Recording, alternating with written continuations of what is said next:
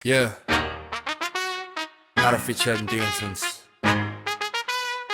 Sono programaron, makin. Pero bago ang lahat ng yan, may taong nag-isip, may maestro na nagsulat, at yan ang hindi mo basta mabubura. Yeah.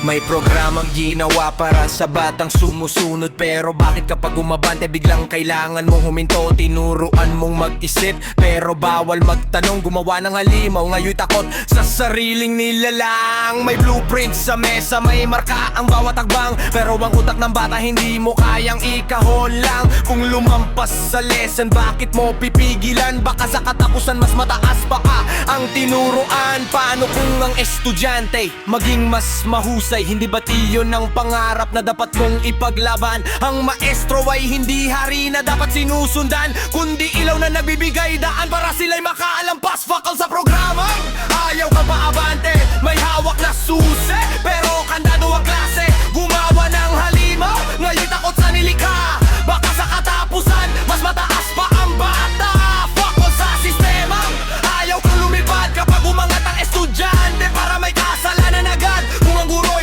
ilaw, bakit tinatakpan ng araw? Kung takot ang mamungusan, bakit ka nagturo ng kaalaman? May kalkulator sa utak pero zero ang sagot. May mapa ng future pero pinunit ang plot. Ang pisaray parang portal, ang chalk parang susi. Bawat leksyon may pinto pero ayaw mong buksan muli. Nagtanim ng puno pero ayaw ng lilim. Gumawa ng hagdan pero ayaw mong akyatin. Tinuruan mong tumakbo tapos biglang may finish line. Hanggang dito ka lang pero sino ang nag-design? Sa dulo ng libro may pahinang nakatago. May tanong na mas malalim kay sa itinuro. At kapag nasagot ng bata ang tanong na yon, biglang naging halimaw ang dating simpleng lesson. Fakol sa programang ayaw kang paabante, may hawak na susi pero kandado ang klase. Gumawa ng halimaw, ngayon takot sa nilikha. Baka sa katapusan mas mataas pa ang bata.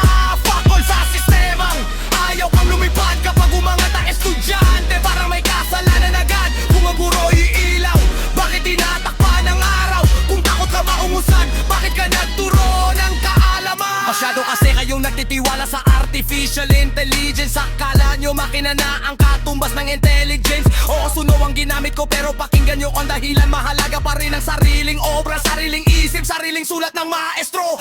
Ayay kasangkapan, hindi kapalit ng kaluluwa. Kaya nitong gumawa ng beat pero saan galing ang diwa? Kaya nitong bumuho ng tunog, magtahi ng mga salita pero hindi nito naranasan ang buhay na pinagmula ng kanta. Maari nitong gayahin ang estilo, ang ritmo, ang tono, kanuang kwento ng maestro. Hindi basta prompt sa screen mo. Bawat linya may marka ng oras, bawat letra may dahilan. Kaya wag mong ikumpara ang algorithm sa sariling karanasan. Kung ayay ang makina o ang kamay na may hawak, kung suno ang instrumento, ako ang utak na bubuo ng mensahe. At kung may nagsabing ay lahi lang yan, hindi nila naiintindihan na ang teknolohiya ay gamit lamang pero ang sining ay nasa gumawa. Hindi masama ang makina, masama lang kung makakalimutan mo kung sino ang lumikha. Hindi kalaban ng inay pero wag mong halaang burahin nito ang sarili mong boses. Yeah! Fakol sa programa, ayaw kang paabante, may hawak na susi pero kandado ang klase. Gumawa ng halimaw, ngayon takot sa nilikha. Baka sa katapusan mas mataas pa ang bata. Fakol sa sistema, ayaw ka lumipad, hindi kasalanan kung ang tinuruan mo'y umangat. Ako sa huli, malampasan ka ng iyong tinuruan. Estro ka pa rin dahil ikaw ang unang nagturo sa kanilang lumaban. Kaya sa katapusan, kung ang bata'y umabante, wag mong tawaging halimaw ang dating tinuruan mong lumipad. Dahil ang tunay na maestro hindi natatakot sa sariling nilikha. At ang tunay na sining hindi nasusukat sa kung A ba o kamay ang ginamit. Nasusukat